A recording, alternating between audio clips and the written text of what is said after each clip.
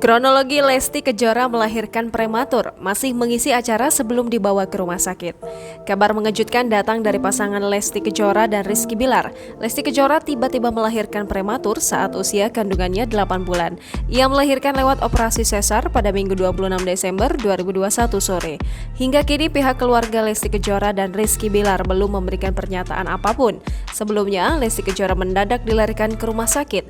Ternyata hal tersebut disebabkan oleh kelelahan, mengingat Lesti Kejora masih bekerja di tengah kehamilannya yang sudah menginjak usia 8 bulan.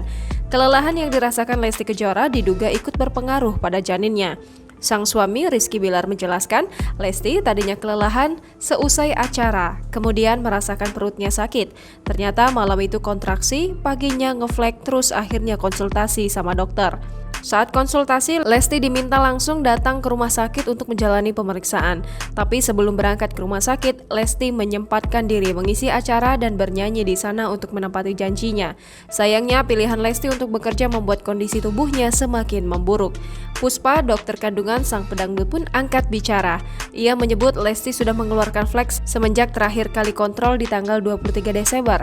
Setelah diobservasi lebih lanjut, dokter mengambil langkah tegas untuk merawat Lesti di rumah sakit karena kontraksinya yang sudah konsisten. Setelah diobservasi, ternyata kontraksinya banyak, jadi dokter meminta lebih baik untuk dirawat. Sejak saat itu hingga hari ini, pedangdut jebolan ajang pencarian bakat itu dalam pengawasan ketat. Hal tersebut dikarenakan kontraksi yang masih terjadi cukup intens meski sudah diberi obat. Mulanya Lesti diprediksi akan melahirkan Januari atau awal Februari. Lesti Kejora dikabarkan telah melakukan tindakan operasi sesar pada tanggal 26 Desember. Jangan lupa subscribe, share, komen, dan like ya!